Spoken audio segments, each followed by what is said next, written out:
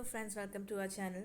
Guys, आज हम high court LDC का जो पहले पेपर हुआ था, मतलब अभी जो एग्ज़ाम कंडक्ट होने वाला है उससे पहले जो एग्ज़ाम हुआ था जो कि 2017 में हुआ था, तो उस पूरे पेपर को हम इसमें डिस्कस करेंगे। आप इसमें एग्ज़ाम डेट भी देख सकते हैं, 23 जुलाई। एक ही दिन कॉमनली ये पेपर हुआ था, इसके पेपर सेट कुछ ज़्यादा अलग नहीं थे। तो गाइज, इसके अंदर सिर्फ इंग्लिश एंड हिंदी का ही पेपर था। उस टाइम पे सिलेबस में सिर्फ इंग्लिश एंड हिंदी था, नेगेटिव मार्किंग नहीं थी इसमें, और 100 क्वेश्चंस दोनों के ही आते थे। तो कंपैरेटिवली पेपर अभी से ज़्यादा इजी था क्योंकि जी के नहीं था। अब हम एक बार देख लेते हैं इंग्लिश और हिंदी के कैसे क्वेश्चंस थे। आज के सेशन में हम सिर्फ इंग्लिश के क्वेश्चंस देखेंगे बिकॉज नंबर ऑफ क्वेश्चंस 100 है। ओके गाइज, नेक्स्ट में हम हिंदी देखेंगे, वो भी आपको एक दो दिन में ही प्रोवाइड में करवा दूंगी। इसके बाद विद इन 1 मंथ, एक मंथ के अंदर हम हाई कोर्ट एलडीसी का सिलेबस फिनिश करेंगे। आपको डेली ही वीडियोस मिलेंगे, डेली आपको वीडियोस मिलेंगे, उसके बेसिस पे आप प्रिपरेशन कर सकते हैं। बुक भी मैं आपको बताऊंगी कौन सी बुक आप प्रेफर करेंगे विद टेस्टिमोनियल, मतलब कि बुक का आपको मैं ऐसे सजेस्ट करूंगी जिसको यूज़ करके या जिससे स्टडी करके लोगों का सिलेक्शन हुआ है लास्ट एग्जाम में। ओके गाइज, एंड जो भी टाइपिंग रिगार्डिंग, क्योंकि सबसे इंपॉर्टेंट रोल इस एग्जाम के अंदर टाइपिंग का रहने वाला है, तो टाइपिंग से रिगार्डिंग जो भी इन्फॉर्मेशन है वो भी आपको टाइमली में प्रोवाइड करवाती रहूँगी। तो चलिए गाइज, अब पेपर को हम डिस्कस करते हैं। एक तो इसके अंदर आंसर्स गिवन है, तो आपको थोड़ा सा ऑनेस्ट रहना है खुद के लिए। ठीक है गाइज, चलिए स्टार्ट करते हैं। फर्स्ट क्वेश्चन है गाइज, वेट, या फर्स्ट क्वेश्चन है, I dash for my pen, have you seen it. ये क्वेश्चन मैंने आपको पहले भी करवाया हुआ है। इस क्वेश्चन के अंदर वो ये बोल रहे हैं कि मैं क्या कर रहा हूँ, अपने पेन को ढूंढ रहा हूँ। ढूंढने के लिए हम सर्चिंग वगैरह यूज़ नहीं करते हैं, जनरली लुकिंग, मतलब अपने पेन को मैं देख रहा हूँ, मेरा पेन नहीं मिल रहा है। ठीक है, आपने कहीं देखा है, हैव यू सीन इट, आपने कहीं देखा है ऐसे, तो यहाँ पे I am looking for my pen. ठीक है, यहाँ पे सेकेंड ऑप्शन इसका करेक्ट आंसर है, this one. Next, my younger daughter learnt in class yesterday that the earth dash around the sun। मैंने ये क्वेश्चन भी आपको पहले करवाया हुआ है, अगर आपने मेरी वीडियो को वॉच किया होगा। इसके अंदर बोला हुआ है कि मेरी छोटी बेटी जो है उसने कल स्कूल में सीखा या क्लास में सीखा कि अर्थ जो है क्या करती है, अराउंड द सन, सूरज के चारों तरफ घूमती है। अब आप ये चीज़ पे ध्यान देंगे कि यहाँ पे लिखा है अर्थ रिवॉल्व्स अराउंड द सन। यहाँ पे रिवॉल्व्स आएगा, क्यों आएगा मैं आपको जस्टिफाई करती हूँ। बिकॉज ये एक यूनिवर्सल ट्रुथ है, यानी कि सार्वभौमिक सत्य, और हमने प्रेजेंट सिंपल में पढ़ा हुआ है। आप लोगों ने नहीं पढ़ा है तो मैं आपको इसमें लिंक शेयर कर दूंगी, वो वीडियो ज़रूर देखिएगा आप, उसमें टेंस की थरो नॉलेज है फ्रॉम ज़ीरो। तो उसमें क्लियरली मेंशन है, आपने भी पढ़ा ही होगा डेफिनेटली, कि सार्वभौमिक सत्य जो होते हैं या फिर हमारी कुछ हैबिट्स होती हैं, जैसे कुत्ता भौंकता है तो वो डॉग बार्क्स ही होगा क्योंकि वो उसकी हैबिट है। तो इस तरह के सेंटेंसेस में ऑलवेज प्रेजेंट सिंपल ही आता है, तो यहाँ पे रिवॉल्व्स आएगा। Okay guys, next is, where is he, I dash for him since 3 o'clock। वो कहाँ है, वो कहाँ है, एंड मैं उसको कब से ढूंढ रहा हूँ या ढूंढ रही हूँ, 3 o'clock से। यहाँ पे सेंस लगा हुआ है। ठीक है गाइस, तो आपको समझ जाना है सिंस एंड फॉर, टाइम के रेफरेंस में। ये आपको टाइम दे दिया है, ये देखिए आपको टाइम दिया है। जब टाइम के रेफरेंस में बात होती है तो वहाँ पे क्या होता है, आपका परफेक्ट कंटिन्यूस होता है। अब आपको ये डिसाइड करना है कि यहाँ पे कौन सा कंटिन्यूस होगा, प्रेजेंट परफेक्ट कंटिन्यूस होगा या फिर पास्ट परफेक्ट। तो आप यहाँ समझ जाइए कि यहाँ पे बात क्या हो रही है, प्रेजेंट सिंपल की हो रही है, इस मतलब प्रेजेंट टेंस की हो रही है। वेयर इज़ ही, मैं उसको जब से ढूंढ रहा हूँ। ठीक है, तो यहाँ पर आप क्या आ जाएगा, हैव बीन वेटिंग। अगर आपको फॉर्मूलाज वगैरह नहीं पता है तो किसी को भी शर्माने की या शाय फील करने की नीड नहीं है कि मैं ये चीज़ कैसे पूछा। आप कमेंट कीजिए, इंडिविजुअल कमेंट का भी मैं आपको रिप्लाई करूँगी डेफिनेटली, और आपको मैं आपकी जो क्वेरी है उसके बेसिस पे आपको स्टडी मटेरियल भी प्रोवाइड करवाऊँगी। Okay guys, next one, identify the tense in the following sentence. ये बहुत सिंपल होते हैं। आई हैड 3 एप्पल, यहाँ पे समझ जाना है, यहाँ पे वर्ब की सेकंड फॉर्म आ गई, ATE, ये ईट की सेकंड फॉर्म है, ईट एट ईटन। ठीक है गाइस, तो इसके अंदर आपके आ जाएगा सिंपल पास्ट। बहुत सिंपल सा क्वेश्चन है, आगे पढ़ने की जरूरत भी नहीं पड़ रही, यहाँ से ये पता लग रहा है। वैसे लास्ट वेडनेसडे लिखा हुआ है। गाइस, थोड़ा सा आपको बैकग्राउंड का इशू होगा, बिकॉज गाइज ये थोड़ा सा डिस्टर्बेंस रहेगा बैकग्राउंड का, इसका मैं कुछ नहीं करूँगी। आई एम एक्सट्रीमली सॉरी, मैं आपसे सिर्फ सॉरी ही बोल सकती हूँ इसके लिए। नेक्स्ट क्वेश्चन हम देखते हैं, Choose the option that grammatically and meaningfully completes the given sentence. The last train dash at midnight every day. ठीक है गाइस, तो यहाँ पे अपने को समझ लेना है लास्ट ट्रेन की बात कर रहे हैं यहाँ पर हर रात को, ठीक है। तो एवरी डे, ठीक, यहाँ पे आपको ये चीज़ ध्यान रखनी है कि इधर पर वेट, यहाँ पे एवरी डे है, आप इसको लास्ट मत बोलना। वो तो ये बोल रहे हैं लास्ट ट्रेन जो आती है डेली के लिए लास्ट ट्रेन, वो गुजरी हुई लास्ट ट्रेन की बात यहाँ पे नहीं हो रही है, ठीक है। तो आपको इस चीज़ पे ध्यान देना है। Every day always simple present में आता है, तो इसका आपका करेक्ट आंसर होगा लीव्स, ठीक है। Choose the option that grammatically and meaningfully completes the given sentence. आपको ऑप्शन को चूज करना है जो कि ग्रामेटिकली एंड मीनिंगफुली कंप्लीट है, ठीक है, मतलब मीनिंगफुली कंप्लीट करता है सेंटेंस को, दिए हुए सेंटेंस को। नीदर ऑफ देम कंप्लेंट, ठीक है, किसी ने भी उनमें से कंप्लेन नहीं की। क्या किसी ने की? ये आपकी फ्रेमिंग क्वेश्चन टाइप का है। इस तरह के क्वेश्चन सिलेबस में तो मेंशन नहीं है, पर ये एक क्वेश्चन इसमें है।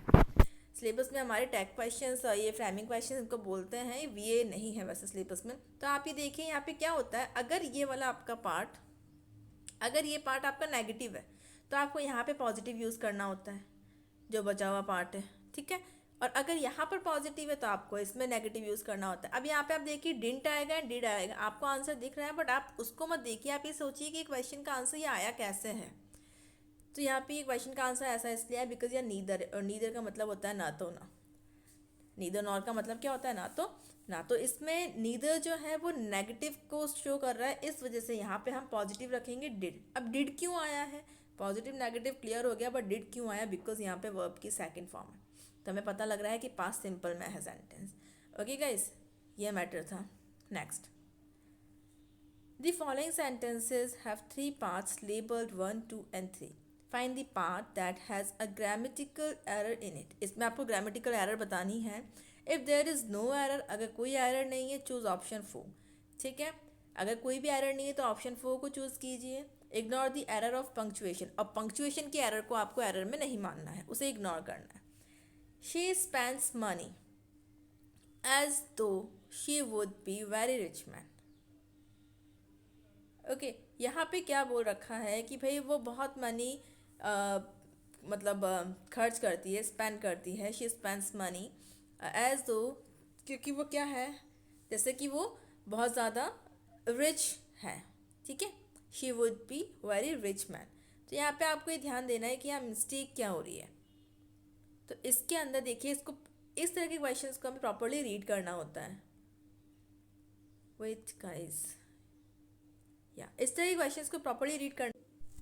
तो यहाँ पर गाइस ध्यान देने की नीड ये है कि इस सेंटेंस के अकॉर्डिंग ये सुटेबल नहीं है। वो मनी बहुत ज़्यादा स्पेंड करती है, इससे वो बहुत ज़्यादा रिच होगी, तो यहाँ पे वुड भी जो है वो सुटेबल नहीं है। तो यहाँ पे आपको जो पार्ट थर्ड है इसके अंदर एरर है। ये आपके लिए ईजी होता है, आपको थोड़ा सा करेक्ट नहीं करना है इनको। वैसे तो करेक्ट इसमें पूछा ही नहीं हुआ है, बस आपको इतना बताना है कि इसमें तो आपको वो ये थोड़ा सा ईजी हो जाता है पहचानना है कि यहाँ पे कुछ मिस्टेक है। बाकी दोनों करेक्ट है, बिकॉज ग्रामेटिकल एरर बोली हुई है, टेंसेस की ही होती है ज़्यादातर। 8th जो क्वेश्चन है आपका, ये भी सेम वही क्वेश्चन है।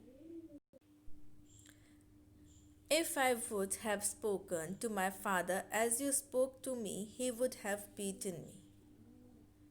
ओके गाइस, इसके अंदर बोला हुआ है if I would have spoken to my father. यहाँ पर भी आपके वुड हैव आ गया, नेक्स्ट में भी आपके वुड हैव है, बट ये जो क्वेश्चन है आपका ये बिल्कुल स्टेबल है आपका इसके अकॉर्डिंग। देखिए इनका बहुत ज़्यादा एक्सप्लेनेशन इसमें नहीं है, बिकॉज ये सारे टॉपिक्स हम डिस्कस करेंगे डेफिनेटली, ठीक है। तो उसमें आपको प्रॉपर मैं इनके फॉर्मेट्स बताऊंगी कि फॉर्मेट्स के अकॉर्डिंग कहाँ करेक्ट करना है और कहाँ मिस्टेक हो सकती है। तो इसमें कोई भी मिस्टेक नहीं है आपके, कि अगर मैं अपने फादर से बात करती हूँ, to my father as you spoke to me, जैसा कि आपने मुझसे कहा या तुमने मुझसे कहा, वो मुझे मारते, ही वुड हैव बीटन मी, ठीक है। तो यहाँ पे कोई मिस्टेक नहीं है, दिस इज़ कम्प्लीटली करेक्ट, कोई एरर नहीं है इसके अंदर। नेक्स्ट क्वेश्चन जो है आपका उसको देखते हैं हम।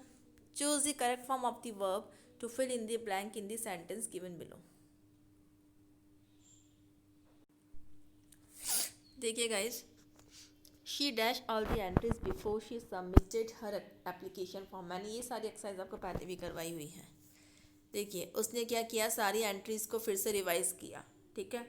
अपने एप्लीकेशन फॉर्म को जब उसने सबमिट किया उससे पहले उसने सारी चीज़ों को क्या किया, यहाँ पे रिवाइज किया एक बार। तो आप एक चीज़ ध्यान रखिए कि जब भी आपके इस तरह कुछ भी दो एक्शंस हो रहे हैं तो जो एक्शन पहले हो रहा है उसमें आपको परफेक्ट यूज़ करना आता है, और आपको पता लग रहा है यहाँ पे पास्ट परफेक्ट क्यों यूज़ होगा, बिकॉज यहाँ पे पास्ट सिंपल है, सबमिटेड से पता लग रहा है, इसलिए यहाँ पे हैड रिवाइज्ड हो गया।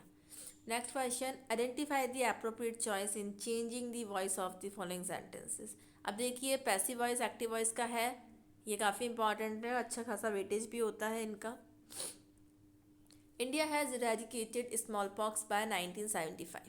अब आपको उसको क्या करना है, चेंज करना है। आपको पता लग रहा है कि ये आपका कौन सा वॉइस है, India has eradicated small pox by 1975, ठीक। आपको इसको वॉइस को चेंज करना है। तो देखिए यहाँ पे आप देखिए क्या है, आपका ऑब्जेक्ट क्या है, स्मॉल पॉक्स है, हमने लगा दिया, ठीक है। अब यहाँ पे हम ऑप्शंस को देखते जाते हैं, वॉज लगाया है, क्यों लगाया, क्योंकि यहाँ पे क्या था आपका, ये हैड लगा हुआ है, तो ये वाला ऑप्शन हो ही नहीं सकता। क्यों नहीं हो सकता, यहाँ पे हैड लगा हुआ है, तो हम जो इसको चेंज करेंगे उसमें अपने को हैड बीन वाला यूज़ करना है, हैड के साथ बीन लग जाएगा आगे, वर्ब्स पे थोड़ी आएंगे हम। अगर सिंपल वर्ब की सेकंड फॉर्म होती है अगर सिंपल, तब अपने को ये वर्ब्स वाला यूज़ करना होता है। ये दोनों तो कॉम्पिटिशन से बाहर हो गए।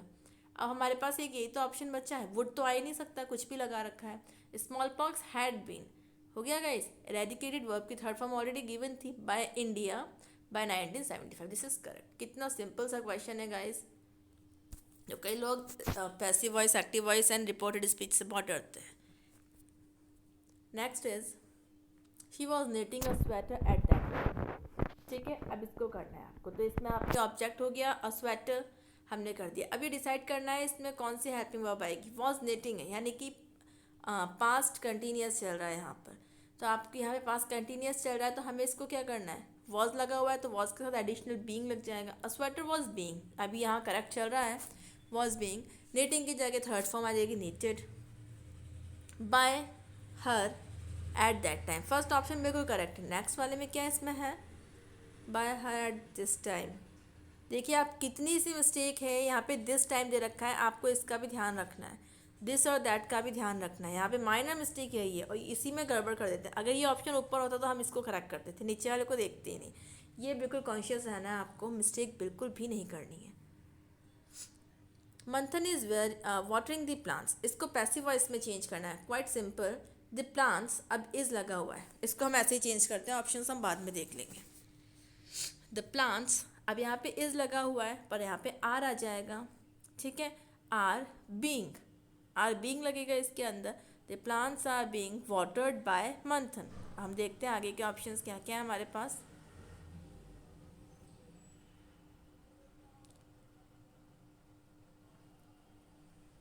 देखिए यहाँ पे बीइंग लगा था पर यहाँ पे इज दे दिया, ये तो रॉन्ग ही था बिल्कुल। The plant are being watered by Manthan, ठीक है गाइज, बिल्कुल सिंपल है। Have you heard the news, क्या आपने न्यूज़ सुनी, इसको भी चेंज करना है आपको। तो देखिए अब ये आपके क्वेश्चन की फॉर्म में है, तो ध्यान दीजिए, पहले आपका आ जाएगी हेल्पिंग वर्ब, हैज़ आ गया आपके। क्वेश्चन अगर है तो आंसर भी क्वेश्चन की फॉर्म में ही रहेगा। हैज़ क्यों आया, क्योंकि ऑब्जेक्ट हमारा द न्यूज़ है, हैज़ द न्यूज़। अब यहाँ पे हैव था तो बीन लगेगा, बीन लग गया है। हर्ड थर्ड फॉर्म रहेगी बाय यू, बिल्कुल सिंपल था, कुछ भी परेशानी वाली बात थी नहीं इसमें। Next, transform the given sentences as directed, choosing the best option. Change to passive. देखिए कितने questions हैं passive के। Someone seems to have made a terrible mistake. इसको passive में change करना है। तो देखिए आपके यहाँ पे object क्या है, a terrible mistake, ठीक है। a terrible mistake verb की फॉर्म यहाँ seems दे रखी है, यानी present simple की बात कर रखी है यहाँ पर आपसे। नहीं present simple नहीं है, seems to have made a, ये थोड़ा different टाइप का क्वेश्चन है आपका। या आपका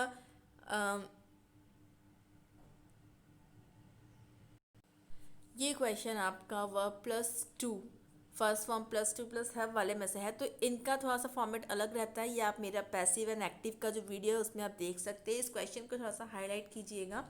यहाँ पे देखिए अ टेरिबल मिस्टेक हो गया आपका, सेम्स टू हैव, ये बिल्कुल एज इट इज़ रहेगा। हैव है तो यहाँ पे बीन लग गया, ठीक है, और मेड लग गया।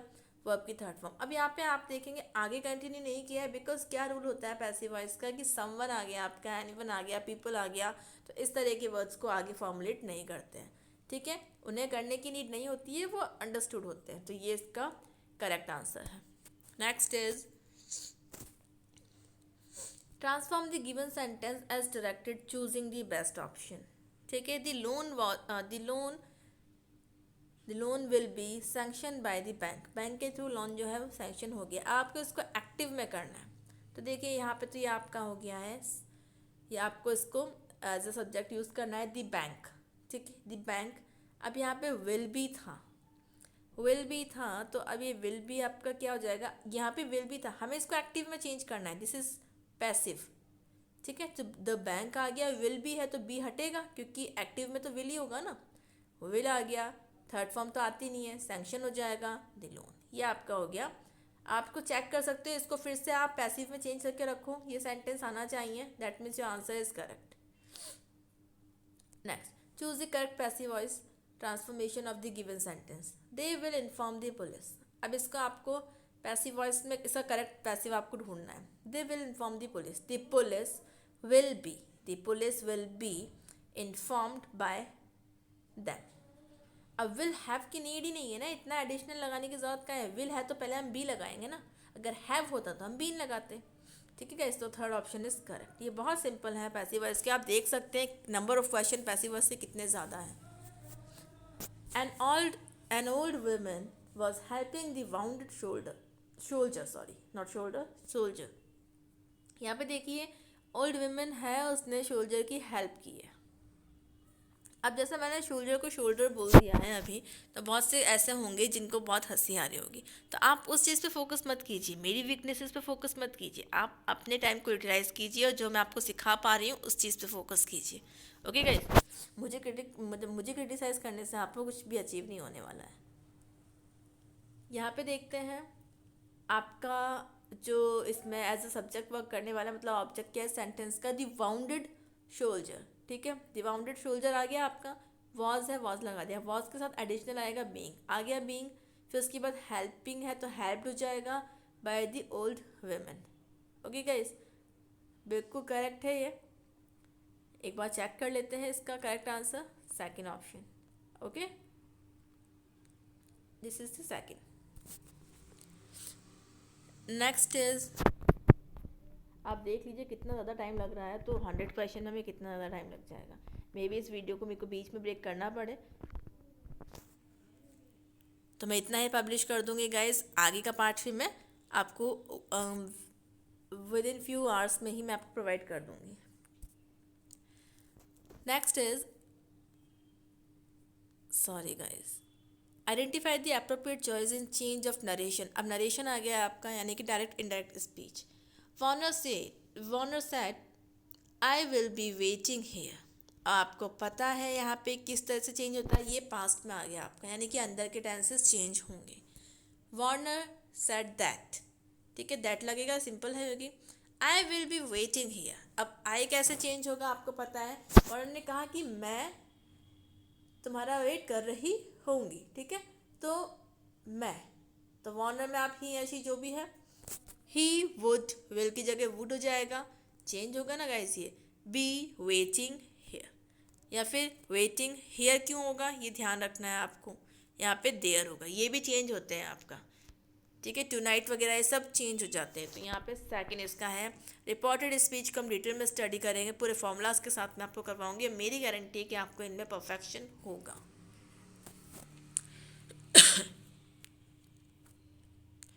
Identify the appropriate choice in change of narration of the following sentences. Do you know French? Do you know French? She said. उसने कहा क्या तुम फ्रेंच जानते हो, ठीक है।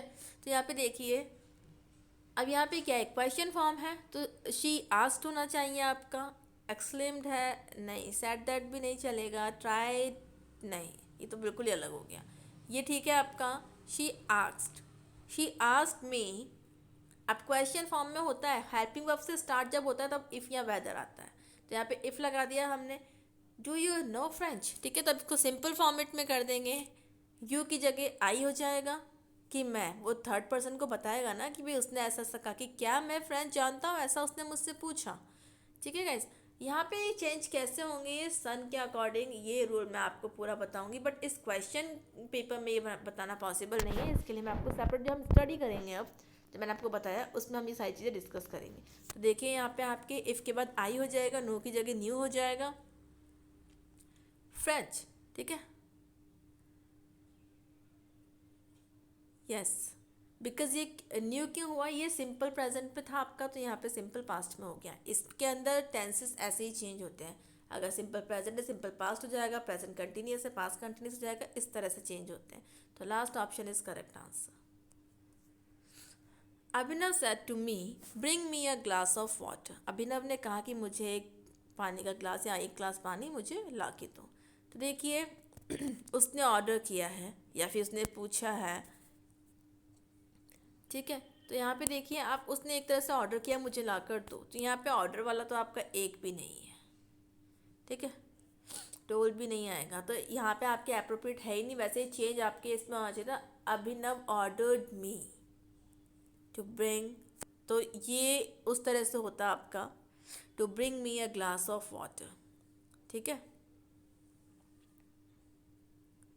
तो गाइज यहाँ पे आपके नन ऑफ अबव हो जाएगा, इन चीज़ों का ध्यान रखना है।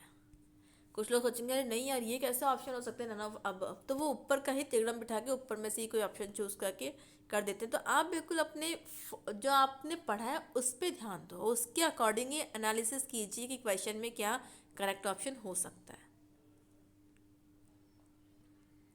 The teacher said to us the sun rises in the east। अब देखिए यहाँ पे ये बिल्कुल सिंपल चीज़ हो गई है, क्योंकि ये क्या है आपका हैबिचुअल नहीं, ये आपका यूनिवर्सल ट्रुथ है। तो the teacher told us, said to है टोल्ड हो जाएगा, told us the sun rises. अब देखिए इसमें कोई चेंजेस नहीं हुए हैं, वर्ब के होने चाहिए थे ना, यहाँ पे तो पास था, नहीं हुए क्यों, क्योंकि ये आपका हैबिट वो यूनिवर्सल ट्रुथ है, ये चेंज नहीं होता, एज इट इज़ आएगा। ठीक है गाइज, नेक्स्ट ये क्वेश्चन आपका क्वेश्चन नंबर 22 है, last question of the speech. The clerk at the booking window, यहाँ पे भी आपको डायरेक्ट इनडायरेक्ट में करना है, इसको transform as directed. The clerk at the booking window inquired. ठीक है, इंक्वायर्ड इफ। अब आपको इफ से यहाँ समझ जाना है कि क्वेश्चन की स्टार्टिंग हेल्पिंग वर्ब से हुई होगी। If I wanted a single और अ रिटर्न टिकट, तो आप पहले ऑप्शन में देख लो कि कहाँ पे आपके हेल्पिंग वर्ब से स्टार्ट हुआ है, वो हमारे लिए ईजी हो जाएगा। सेकंड वाला ऑप्शन है हमारा हेल्पिंग वर्ब का, एंड बस सेकंड ऑप्शन ही है, तो आप बिल्कुल क्लियर दिख रहा है कि अपना सेकंड ऑप्शन जो है वही इसका करेक्ट आंसर है। देखिए एक बार फिर भी जस्टिफाई करते हैं उसको, चलिए। Do you want a single or return ticket, I था। Do you want a single, wanted तो आएगा नहीं टू के साथ में, want a single or return ticket. ठीक है, क्वेश्चन मार्क लग गया, इन्वर्टेड कॉमर्स क्लोज हुए। Said the clerk at the booking window. Inquire तो हम भैया आपका वैसे आपको डायरेक्ट मिलता है और आपको इनडायरेक्ट में कन्वर्ट करना होता है, यहाँ पे आपको इनडायरेक्ट मिला है, आपको डायरेक्ट में कन्वर्ट करना है। बहुत सिंपल सी चीज़ थी कि इफ से आपका पहचान जाना है, ऑप्शन बिल्कुल ही क्लियर था। नेक्स्ट क्वेश्चन,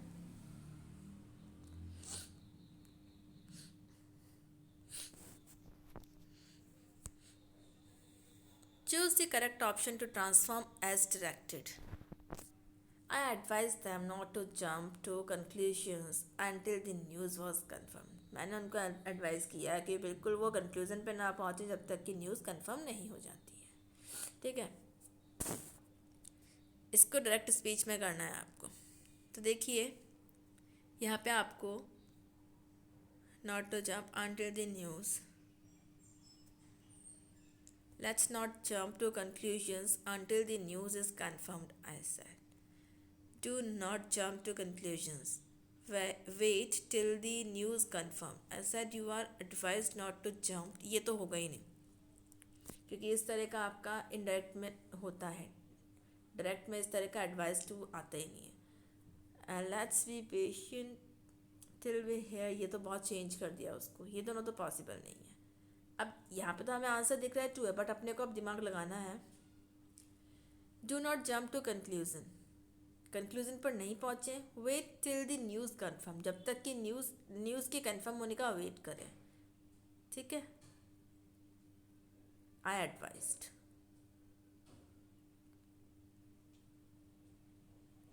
तो यहाँ पे आपके अप्रोप्रिएट ये वाला है, let's not jump to conclusions until the news is confirmed.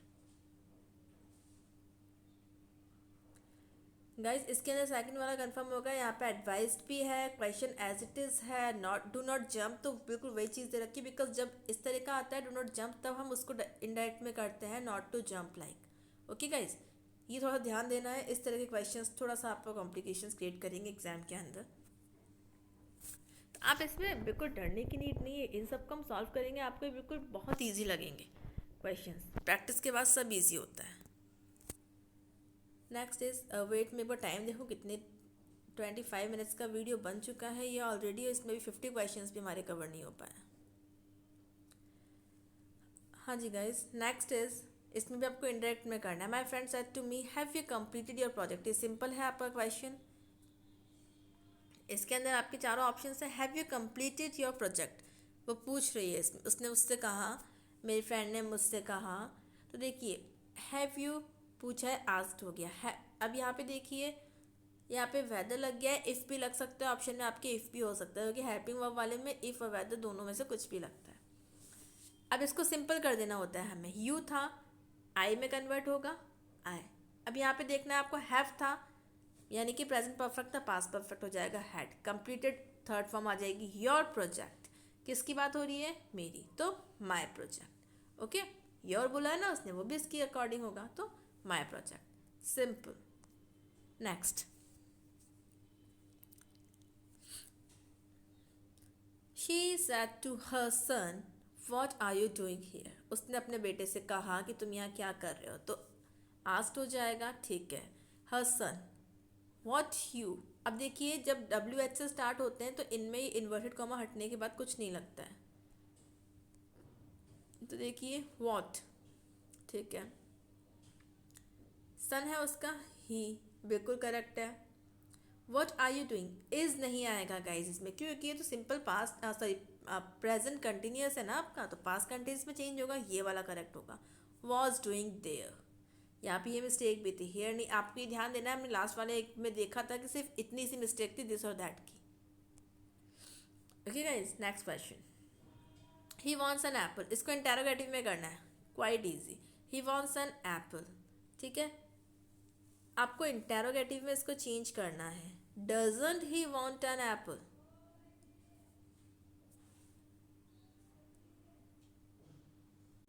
अब देखिए गाइस, आप सोचेंगे यहाँ पे, ये देखिए ऑप्शंस को, ये वाला ऑप्शन हमें अप्रोप्रिएट लग रहा है, पर देखते हैं। देखिए डज, आपको पता है इंटरोगेटिव में चेंज करेंगे तो हेल्पिंग वर्ब आगे आती है, यहाँ पे कोई हेल्पिंग वर्ब थी नहीं, क्योंकि प्रेजेंट सिंपल है, तो यहाँ पे हमने देख लिया वांट है, तो डू डज हम यूज़ करेंगे, वांट से इसलिए डज आ गया, बिल्कुल करेक्ट है। ही, अब वॉन्ट्स आ रहा है तो गलत हो गया, वॉन्ट्स क्यों आ रहा है, जब डज लग गया है तो वॉन्ट आना चाहिए, वॉन्ट्स नहीं, एस नहीं लग सकता यहाँ पे, ये रॉन्ग है। डू ही के साथ आ नहीं सकता, ये भी रॉन्ग है। नन ऑफ द अबव, या देखिए doesn't he want an Apple, क्या ये आपका इंटेरोगेटिव नहीं है। अगर आपको इस तरह का ऑप्शन नहीं मिलता तो आप नन ऑफ अबव करते, पर ये ऑप्शन मिल रहा है आपको, doesn't he want an apple, ठीक है गाइज।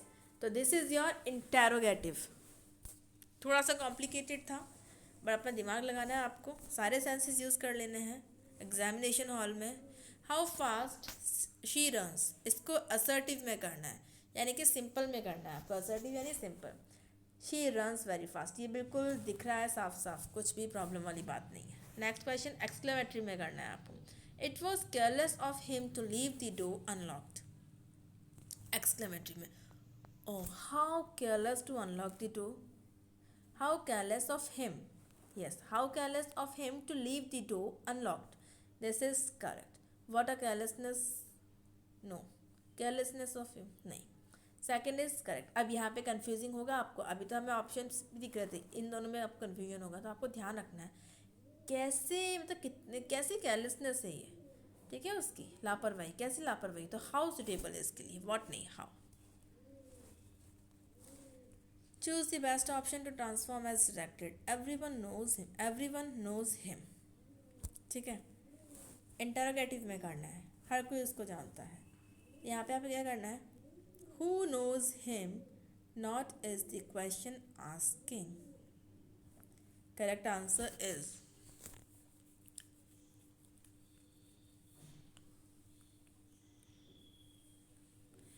He is known. आपने को इंटरोगेटिव करना है तो इंटरोगेटिव में who is he not knowing, ये तो कोई सेंटेंस ही नहीं है। नोइंग कभी आईएनजी नहीं लगता है नो में, ये ध्यान रखना है आपको। हट गया, who does not know him, उसे कौन नहीं जानता है। नेगेटिव में हो रहा है आपके इसके साथ में, चलो इसे हटाते हैं, बट इसमें भी तो वही हो रहा है हमारा। अब थोड़ा सा दिमाग लगाना है गाइस इसके अंदर। Who knows him not is the question asking, ये वाला हट गया ऑप्शन में से, ये हट गया आपका ऑप्शन में से।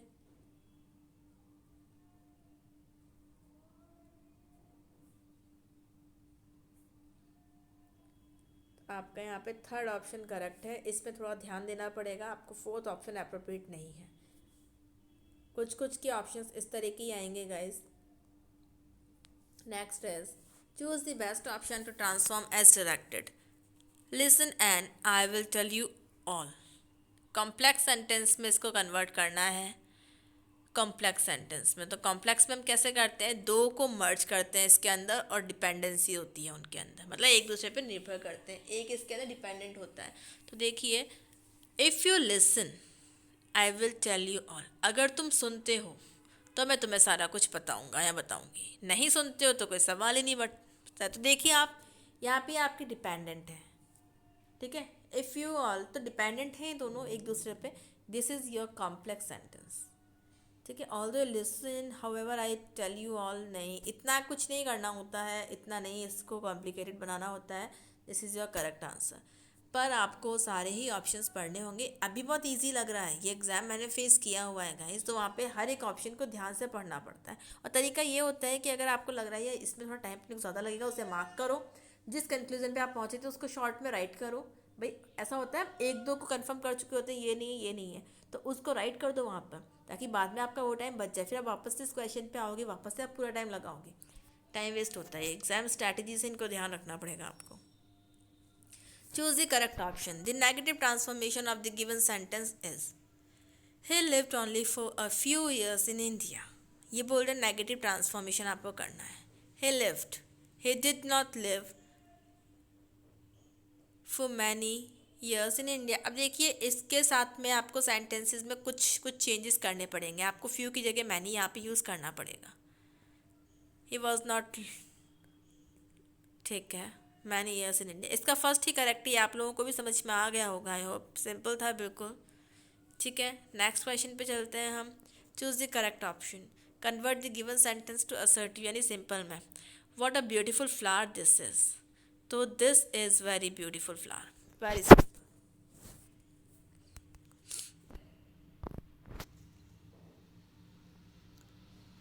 मैं ये कोशिश कर रही हूँ गैस कि हम 50 क्वेश्चंस तो इसके अंदर ओवर कर लें, उसके बाद मैं इस वीडियो को ओवर करूँगी। फिर convert the given sentence into assertive. Who does not worship the rising sun, तो देखिए everybody worships the rising sun, बिल्कुल सिंपल है। असर्टिव मतलब सिंपल सेंटेंस में करना है आपको। इसका ऑप्शन नंबर सेकंड करेक्ट है। एरर रिलेटिंग टू प्रेपोजिशंस, अब यहाँ पे प्रेपोजिशंस की है mistake. Most of Leo Tolstoy's work have been translated to Hindi and other Indian languages. एक तो यहाँ पे लैंग्वेजेस की स्पेलिंग ही रॉन्ग है, वो हो जाता है कई बार। आया प्रिपोजिशन की मिस्टेक है, क्या मिस्टेक है वो अपने को देखना है। यहाँ पे हैव बीन ट्रांसलेटेड टू नहीं होता, ट्रांसलेटेड इनटू होता है, ध्यान रखना। ये बहुत बार देखा है आपने, ट्रांसलेट इनटू, ठीक है। तो यहाँ पे आपके इनटू आएगा टू की जगह। Next is the economy was hit hard with the recession of the late 90s, ठीक है। अब यहाँ पे क्या है, प्रीपोजिशन की मिस्टेक, आराम से क्वेश्चन को रीड करना है। hit hard with the recession of the late 90s,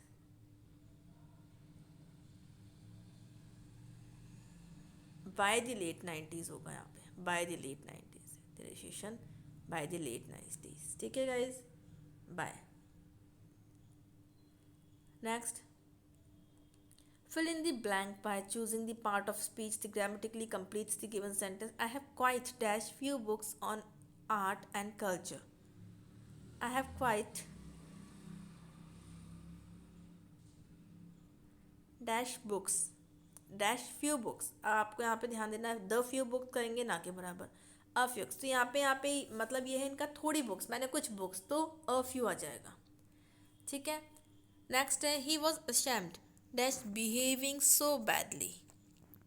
तो यहाँ पे ऑफ आएगा, ये सिंपल है, अशैम्ड ऑफ। ये कुछ कुछ ऐसे होते हैं इनके साथ ये बिल्कुल जॉइंटेड होते हैं, मतलब बिल्कुल पहले से फिक्स्ड होता है। अशैम्ड ऑफ होता है, आपने सुना होगा। ठीक है, तो यहाँ पे ऑफ आएगा। ये भी मैं आपको बताऊंगी सारी चीज़ें जब हम इनको स्टडी करेंगे। और बिल्कुल आप मेरा यकीन मानिए कि हम इसको विद इन ए 1 मंथ ही तीनों सब्जेक्ट्स कंप्लीट करेंगे, Hindi, English and Rajasthan GK. कैसे करना है, दिस इज़ माय हेडेक। आपको सिर्फ वीडियोस को वॉच करना है, जो मैं आपको स्टडी मटेरियल दूंगी उसको टाइमली स्टडी करते जाना है।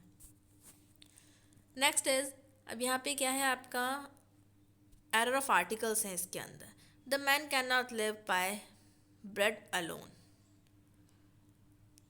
तो यहाँ पे अब देखना है कि कहाँ मिस्टेक है, आर्टिकल की है mistake. The man can not live,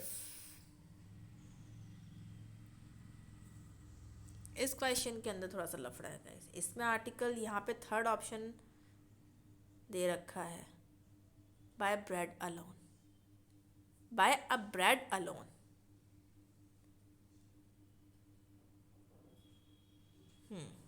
correct है, क्योंकि यहाँ कहीं पे भी आपका द मैन तो लगेगा, ये तो अश्योर्ड है। कैन नॉट लिव यहाँ पे आप कहीं ऑप्शन नहीं है, बाय ब्रेड अलोन यहाँ पे आपके लगेगा। ठीक है, नेक्स्ट कॉम्प्लिकेटेड है, थोड़ा तो कॉम्प्लिकेशन होगी, बट जब हम इनको आपको लग रहा होगा थोड़ा टफ है, बट जब हम प्रैक्टिस करेंगे ना इनकी ऑप्शन, मतलब ये आर्टिकल्स के ना, तो ये सब चीज़ें आपको काफ़ी ईजी लगेंगी। ओपन योर बुक्स, अभी सिंपल यहाँ पे ऐट आएगा आपका, पेज नंबर की बात कर रहे हैं तो ऐट आ जाएगा, सिंपल। सेंटेंस को ट्रांसलेट करना है, वेरी सिंपल। उस पहाड़ की चोटी चपटी है, the top of that mountain is flat. और ऑप्शंस देखते हैं हम, चलिए। The top of this mountain is curvaceous, नहीं ये तो होगा नहीं, कर्व तो घुमावदार होता है।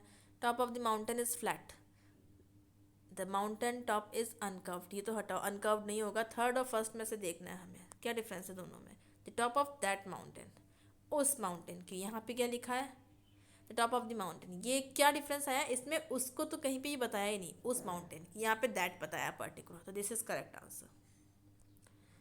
Next question is, translate this sentence from Hindi to English. कल रात से बारिश हो रही है, इट इज़ रेनिंग, नहीं, it has been raining since last night. बहुत सिंपल है, कुछ कुछ क्वेश्चंस तो बहुत ही सिंपल हो जाते हैं। इट इज़, यहाँ पे क्या करना है आपको, हिंदी ट्रांसलेशन देना है इसका। It is raining very heavily, बहुत तेज़ बारिश थी, हो रही है, बहुत ज़्यादा तेज़ बारिश हो रही है। Don't forget to carry your umbrella, अपना अम्ब्रेला ले जाना मत भूलना। बहुत ही बारिश हो रही है, अपना छाता तो लेते ही जाना, भूलना मत। बहुत ही बारिश हो रही है, अपना छाता लेना मत भूलना, this is correct answer. Okay guys, ये सिंपल है, आप लोग इजीली करेंगे।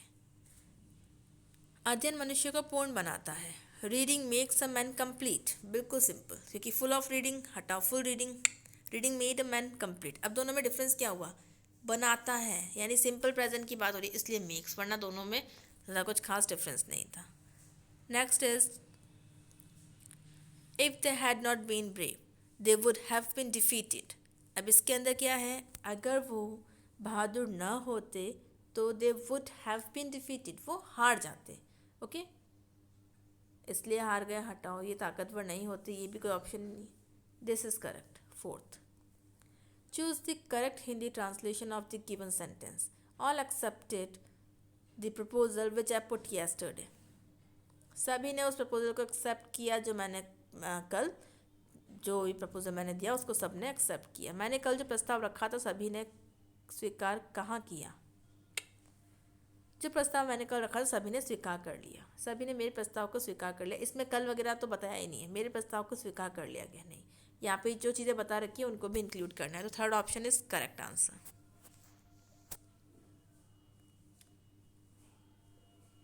वह कल दुर्घटनाग्रस्त हो गया। अब आपको इंग्लिश में ट्रांसलेट करना है। He got an accident yesterday. He met with an accident. अब यहाँ पे आपको लग रहा होगा दोनों चीज़ें करेक्ट है, बट ये ज़्यादा अप्रोप्रिएट है।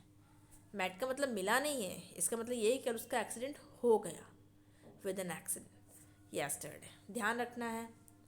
Next, choose the correct Hindi translation of the given sentence. If you decide you can do it. अगर तुम सोच लो या तुम निश्चय कर लो तो तुम ये कर सकते हो। बिल्कुल सिंपल है, first option. Best option choose करना है my friend philosopher and guide. ये मैंने आपको पहले करवाया हुआ है क्वेश्चन। अब इसमें ध्यान देना है कि तीनों एक ही चीज़ है। मेरा फ्रेंड ही फिलोसोफर है, वही गाइड है, तो यहाँ पे क्या आ जाएगा आपका my friend philosopher and guide is. इसका यह ऑप्शन गलत दे रखा है, यहाँ पे इज होगा। This is wrong. My friend philosopher, मेरा फ्रेंड जो है philosopher and guide is going abroad. मैं फिर भी इसको आपको कंफर्म करूँगी और फिर बताऊँगी मैं आपको, बट अकॉर्डिंग टू दिस मेरा फ्रेंड फिलोसोफर एंड गाइड, यहाँ पर जहाँ तक की बात हो रही है फ्रेंड की, अगर यहाँ पे तीनों अलग अलग है तब ये आ रहेगा।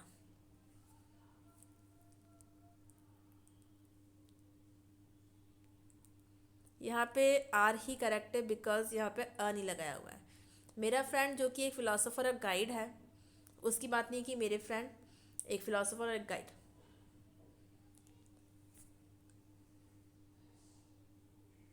फिर भी कंफ्यूजन है गाइस, इसको मैं आपको फिर बाद में इसको हम डिस्कस करेंगे एक बार। क्वेश्चन नंबर 48 नेक्स्ट देखते हैं हम। Choose the best option. A variety of beverages flooded the market. Variety of beverages, a variety of beverages यानी कि बहुत सारे हैं। हैव, ये आपका सब्जेक्ट वर्ब एग्रीमेंट से हैं क्वेश्चन आपके सारे। Choose the best option 120 kilometres. तो देखिए 120 किलोमीटर्स जो है, तो आप इसको क्या कंप्लीट जो भी आपका डिस्टेंस होता है वो आपके सिंपल में ही आएगा। ओके गाइस, तो इसको हम इजी कंसीडर करेंगे। फिर मिलते हैं नेक्स्ट वीडियो के साथ, अब तक के लिए थैंक यू गाइस।